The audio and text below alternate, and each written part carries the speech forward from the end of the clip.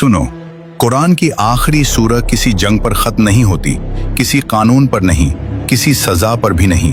कुरान इंसान के दिमाग पर खत्म होता है, क्योंकि असली जंग बाहर नहीं होती, अंदर होती है। कुल आऊज़ु बिरब्बिन नास, मैं पनाह लेता हूं इंसान के रब की।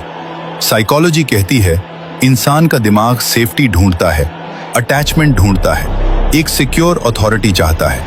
और कुरान सीधा कहता है जो तुम्हें क्रिएट करता है, जो तुम्हारे ट्रॉमा से वाकिफ है, जो तुम्हारे सबकॉन्शियस को भी जानता है, वही तुम्हारी रियल सिक्योरिटी है।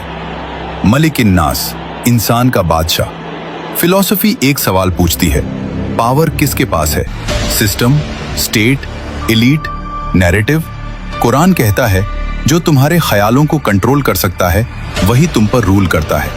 और अगर तुम्हारा दिमाग फियर के कंट्रोल में है तो तुम आजाद नहीं हो। सूरह अन-नास तुम्हें पावर की असली सोर्स याद दिलाती है। इलाह-ए-नास, इंसान का माबूद। साइकोलॉजी की एक बिटर रियलिटी, हर इंसान किसी न किसी चीज की इबादत करता है। कोई सक्सेस की, कोई लोगों की अप्रूवल की, कोई फियर की, कोई ईगो की।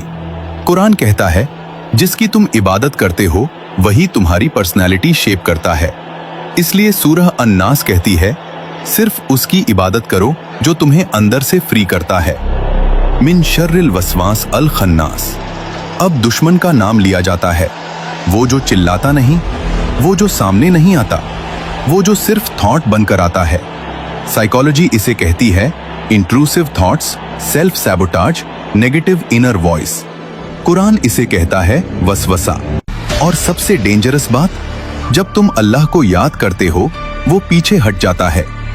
मतलब अवेयरनेस ही तुम्हारी सबसे बड़ी ताकत है। अल्लदी युवस्विसु फी सुदूरिन नास। अटैक कहाँ होता है? दिल और दिमाग के बीच, वहीं जहां डिसीजंस बनते हैं, वहीं जहां यकीन और डाउट लड़ते हैं, वहीं जहां इंसान खुद से हार जाता है।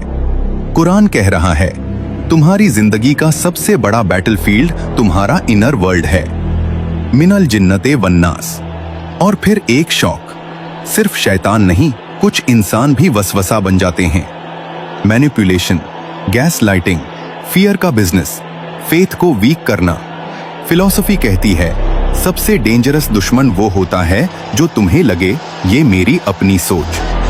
सूरह अन-नास कोई नॉर्मल दुआ नहीं है, ये कुरान का मेंटल हेल्थ मैनिफेस्टो है।